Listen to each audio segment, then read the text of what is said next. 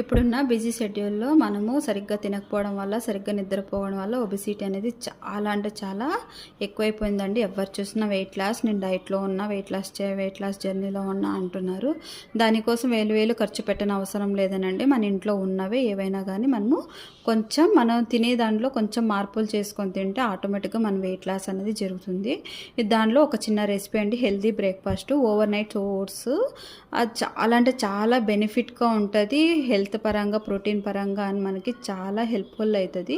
ఒక 3 spoon oats and flax seeds and కిస్మిస్ కొంచెం కర్డ్ వేసి బాగా మిక్స్ చేసిన తర్వాత ఒక కప్పు పాలు తీసుకోండి. అది కోకోనట్ పాలు కావచ్చు, ఆల్మండ్ పాలు కావచ్చు, ఏవి తీసుకున్నా పర్లేదు. నేనైతే మామూలు పాలే తీసుకుంటున్నా.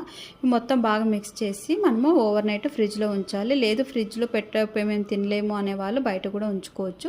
ఆ తర్వాత చూసారు కదా, మార్నింగ్ ఇలా అవుతుంది. బ్రేక్ఫాస్ట్ చేసుకుంటే చాలా బాగుంటుంది, చాలా టేస్టీగా ఉంటుంది, హెల్తీ.